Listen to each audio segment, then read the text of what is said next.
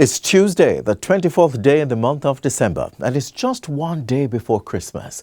Whether you celebrate the holiday or not, take this time to do what you love most and make it safe and enjoyable for yourself and your loved ones. Hi there, everyone. I'm your host, Adrian Atkinson, and you're watching Jamaica Magazine. We'll be right back.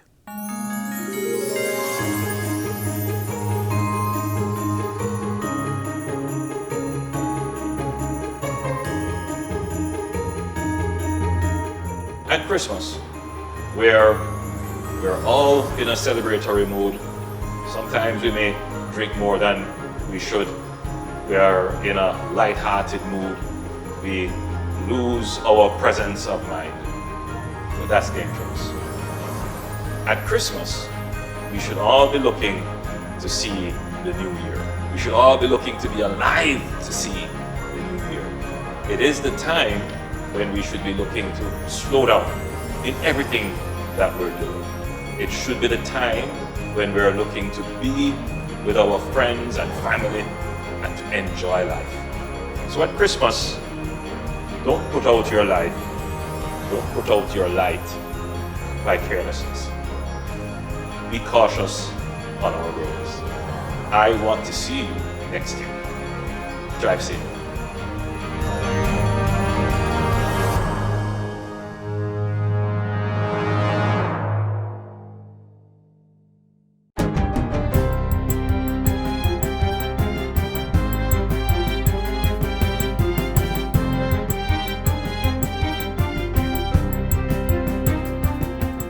Good day, I'm Theodore Henry, and this is your JIS News for Tuesday, December 24, 2024.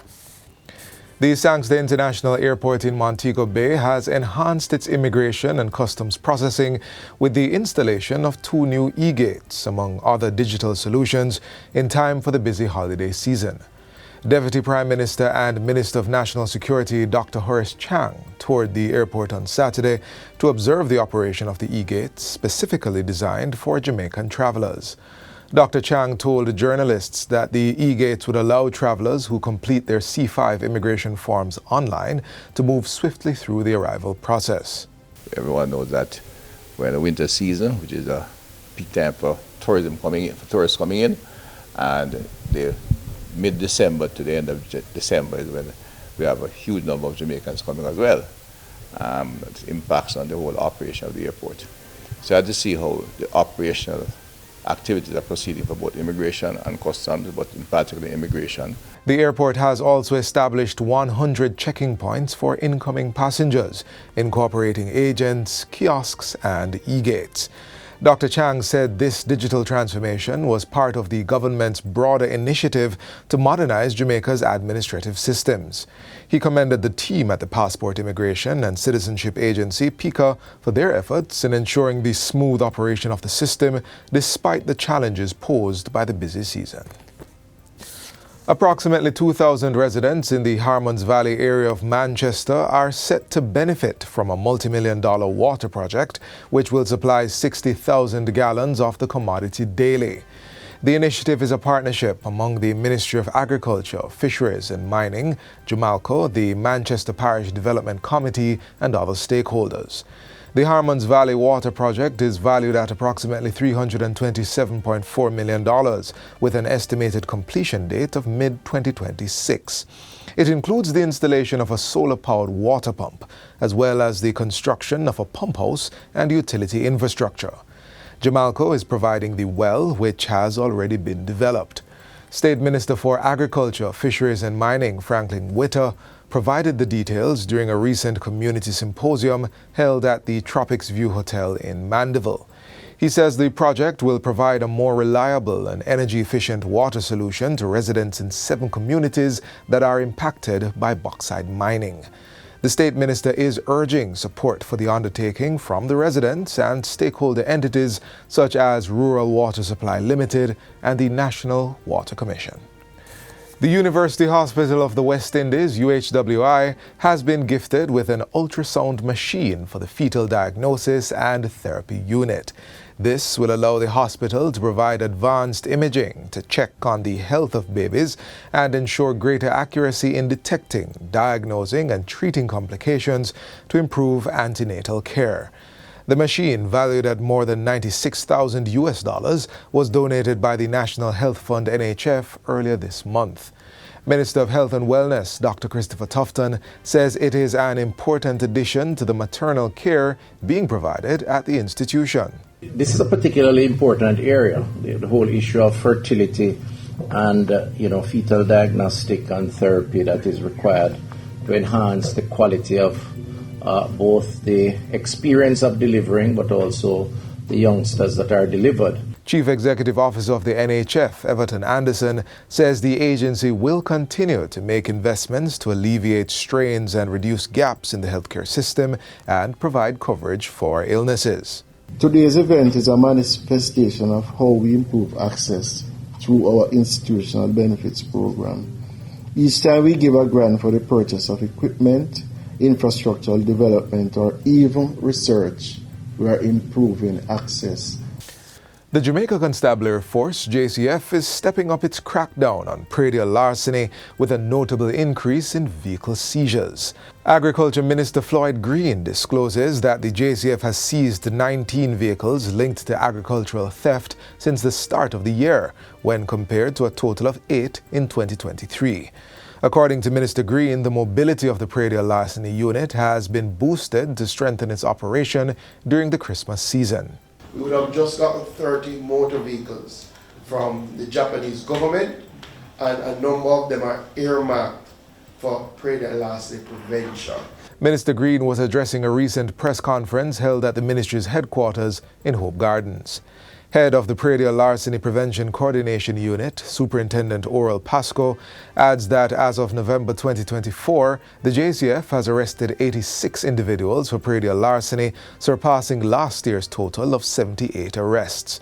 There are also 150 cases before the courts, with 16 summonses issued this year, up from just 9 in 2023. Whether you're in Kingston or in the country, whether you're a producing division like, for example, St. Elizabeth, St. Mary, to actually ramp up the stop and search, the VCPs and so forth, and we would have seen that would have probably suppressed some of the reports that would have gotten. And of course, this is the ongoing thing. And finally, the Jamaica Constabulary Force says focus is also being placed on traffic management, with the deployment of officers across town centres to ensure safety and public order. This is being led by the Public Safety and Traffic Enforcement Branch, PSTEB. Superintendent Lloyd Darby says when there is gridlock at one intersection, it impacts the entire road network.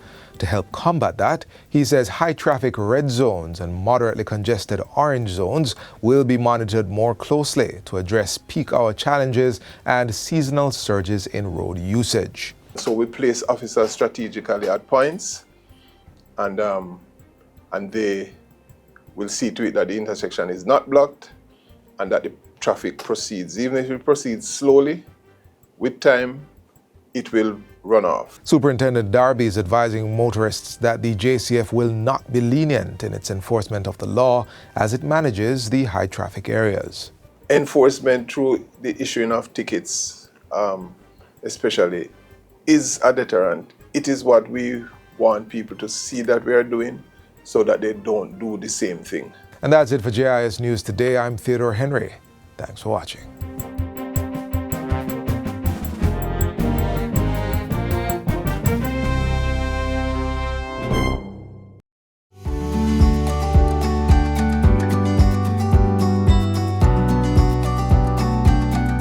Attitude is something which productivity will require, and a good attitude. So these are conversations which are difficult, because how do you instill a good attitude? It starts by the kinds of activities that you engage your children in at an early age. What are we teaching our children even in our own homes? How do they see us reacting to challenges? How do they hear us addressing issues. That's what's going to shape their attitude and their mindset.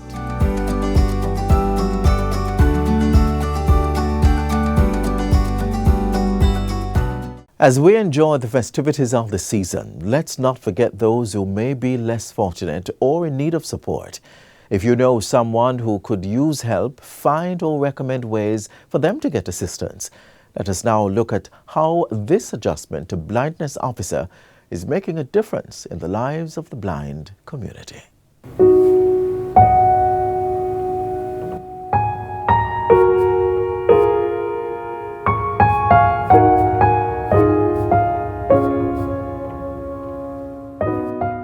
Mr. Thompson, yes. Good morning again. Good morning. So today I'll be talking a little bit about safety, because as you know, we'll be preparing a meal. Yeah. All right, we'll be doing Yes. breakfast. Yes. So can you come a little closer, please? Adjustment to blindness officers like Sharon Wallace play a vital role in helping individuals gain independence. They teach essential life skills, provide emotional support, and help clients adapt to their new reality. For breakfast today, we had boiled eggs, toasted bread, tomato, and lettuce. I oriented him to the kitchen sink, the table, and basically to know where the other things are that he was to use today, all right? He was oriented to the stove, basically to know where the burners are in relation to the knobs. Before you start cooking, we want to ensure just a little bit of safety here. Yeah. And one of the things we're going to look for, suppose you enter the kitchen and you smell gas. One of the things you want to do first, right, is to open the window to let out the fumes. Yeah. All right? The next thing you want to do is, after you've opened the window to let out the fumes, you want to check the knobs to ensure that all the knobs are off, Yeah. all right? Yeah. Supposing that they're all off, then the next thing you would want to do is to check the cylinder to ensure that it is not leaking, all right? Possibly it's the cylinder which is leaking, right? Yeah. So after checking and notice that it is leaking, what you want to do is to contact the supplier, all right? Yeah. Or at least turn off the valve, Yeah. okay? Yes. And at no time strike any match or use your stove lighter True. until they come and Yeah. replace the cylinder. Yes. If, for example, you are not able to do that, to turn it off, you have a next door neighbor, you can ask him to do that. Before start using the stove, you may want to place your hand over the burners, right? Yeah. Check from left to right or right to left, like this, flat. Keep your hands flat all the way. You know what you're checking for? You want to ensure that there is no flammable material is on the stove. So you don't want anything that is plastic, you don't want any cloth or anything. Okay. Guess what? Also you want to check, also while you're doing that, if the stove is clean.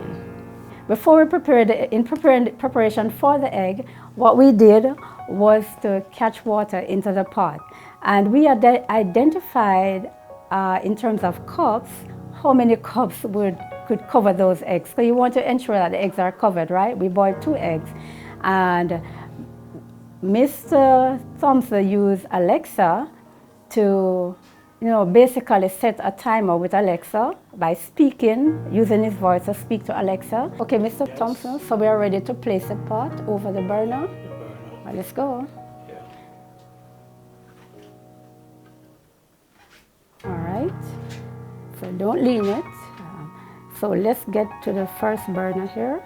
Yeah. All right, you want to ensure that the handles are from left to right, Okay. because this is a really tiny pot, right? To ensure that it seats securely and firmly over the burner, not too much to the front or the back or the side. You want to open your hands like this, all right? Bring it over then you do the same for the back and the front, all right? And that's perfect, all right? Now you realize that it's not too much to the front and it's not too much to to the back. In lighting the stove, one of the things that he had to learn was to ensure that the lighter is touching the burner. So let's go. Let's try, turn it on and light. So you want to insert, look at this insertion point here. It could be anywhere, right? But as it touches the burner.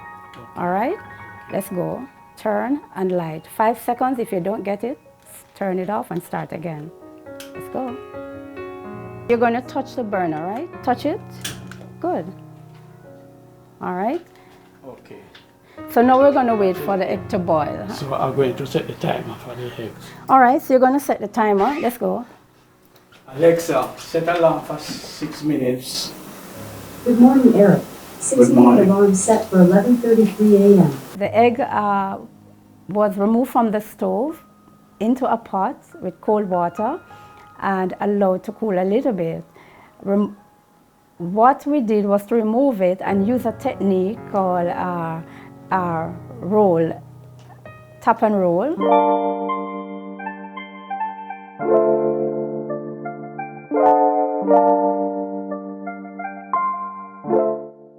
We washed the vegetable, which was the lettuce and the tomatoes. While at the table, he was taught how to hold the lettuce, hold the tomato upright in his hand, cut it in 4 weeks, pull it down, and go all the way down. All right? The officer actually places her hand over his hand or allow him to place his hand over hers, just so that the person can get a feel of what is to be done on the correct way. Good. Now it's time to toast the bread.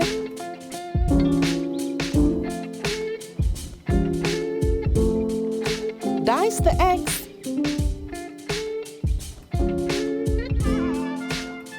And eat. Through guidance and practice, those adjusting to blindness can lead fulfilling, independent lives. I feel good and excited. I enjoyed everything that I've done. And it's just since I got blind, I don't do that by myself, but I normally used to make breakfast for the grandchildren and my son, everybody. As long as you live, you have to learn. And don't give up hopes on anything. Mr. Thompson, Yes. You did very well today, and I'm so proud of you.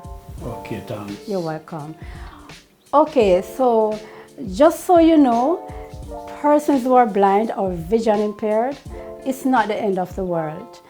If you are having challenges, please contact us at Jamaica Society for the Blind for training, because with training, you can move mountains. Visit the Jamaica Society for the Blind at 111.5 Old Hope Road, Kingston 6. You may also call the office at 876-927-6757 or 876-927-6759 or email info@JamaicaSocietyForTheBlind.com.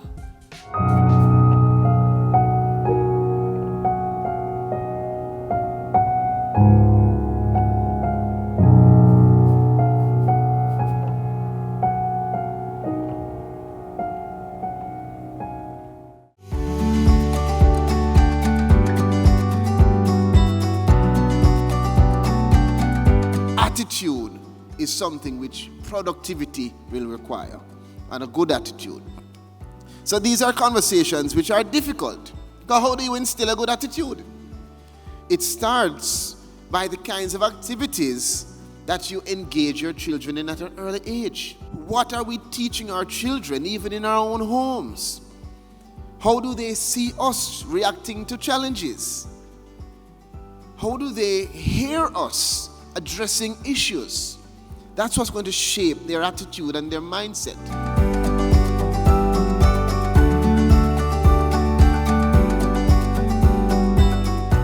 Thanks for staying with us on Jamaica Magazine. Jamaica is a land of immense talent, with creatives and entrepreneurs from all walks of life. It's late, but if you're looking for last-minute gifts this season, remember to support our own branded Jamaica. With that in mind, let's meet one artisan who is creating stunning ceramic pieces with a true Jamaican flair.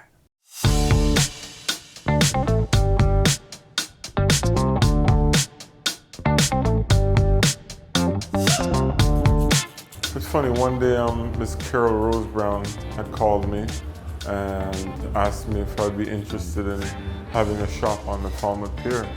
And I was very excited, very interested also.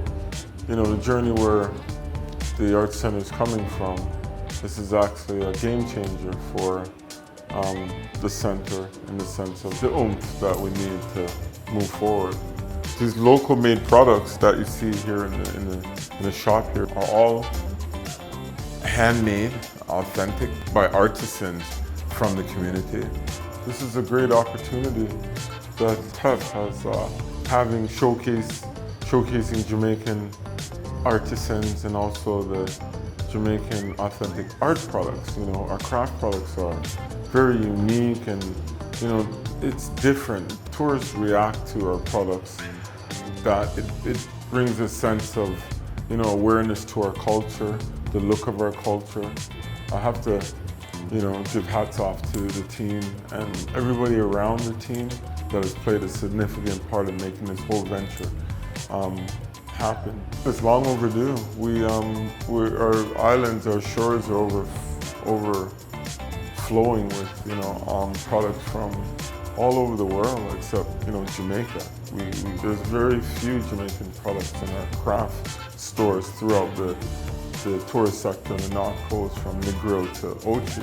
I'm really honored, really, you know, proud, overwhelmed, all the things that's in the good nature of what is being brought forward right now. TEF hosting this Artisans Village.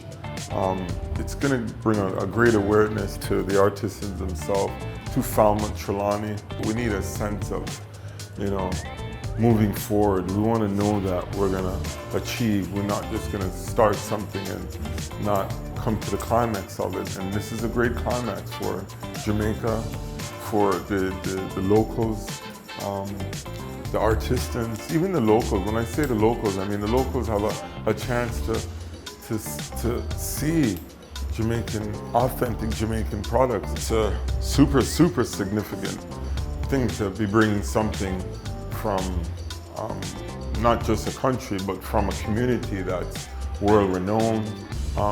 People are like, it's to the world. People, from they hear, you know, Bob Marley, or they say Trenchtown, from they hear any of the icons that they're familiar with, like Alton Ellis, Trenchtown right away. So, you know, the brand, it's a brand, and the brand is very special to myself and, you know, to the artisans that are producing or hand making these products. I would just love for everybody to, if you get the chance to come down to the Artisan Village in Falmouth, Trelawney, and experience some of our authentic Jamaican products sold out of the Trenchtown shop and the other shops here that are available to the public.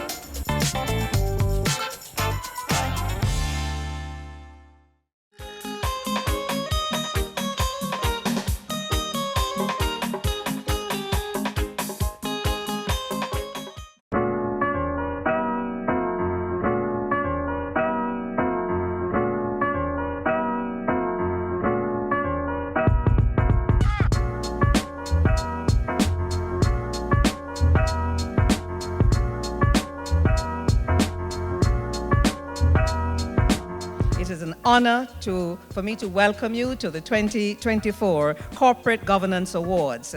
This annual event provides us with a unique opportunity to celebrate the achievements of our public bodies and to reaffirm our shared commitment to enhancing corporate governance across Jamaica's public sector. Public bodies form the backbone of our government, delivering essential services that are fundamental to the daily lives of every Jamaican. Their work touches every corner of our nation and serves as the foundation upon which a thriving society is built. I am always pleased to tell the world that Jamaica is on the leading edge of governance practices.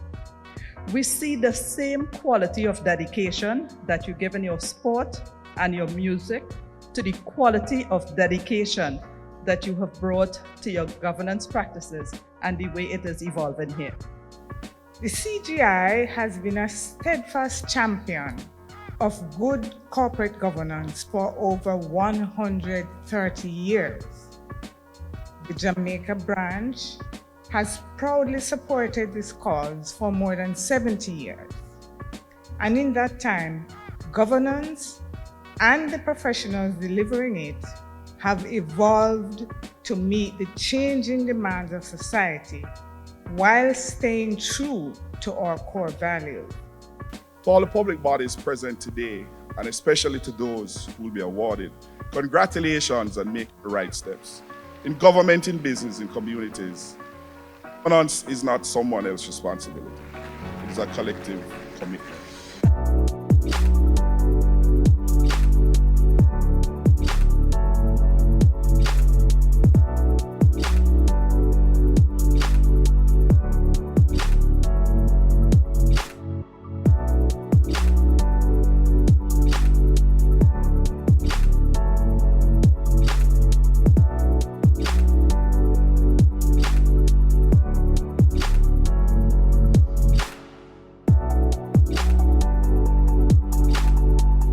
Bring onto the stage to accept this Excellence in Corporate Governance Award, the National Health Fund.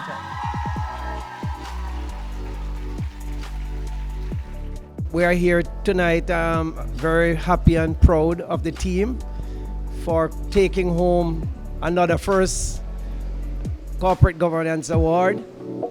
We know that we strive for excellence at all times at the NHF. We feel excited because we have worked very hard in ensuring that we keep to the financial structures and reporting and accountability functions of the government and the people of Jamaica. I'm excited. Obviously, you can appreciate that. Came as a surprise, but it is fair to believe that this recognition could only happen with one of the finest, most competent, supportive set of directors that I've been working with.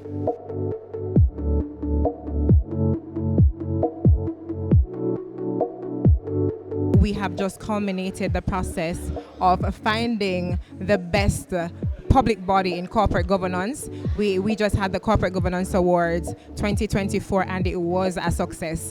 We just want to thank all the participating entities, all the other public bodies that came out tonight to make this a success, all the other specially invited guests, representatives from within the GOJ who all came out to make this night a success. We are eternally grateful and we look forward to continued partnerships with all of these stakeholders.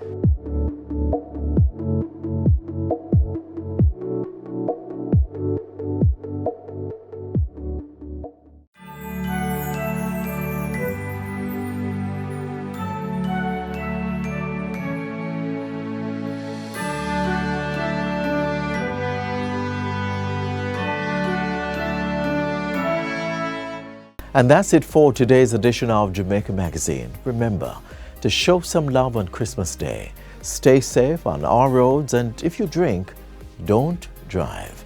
Remember to visit our website, jis.gov.jm, for more news you can use. On behalf of the entire production team, I'm Adrian Atkinson. Happy holidays.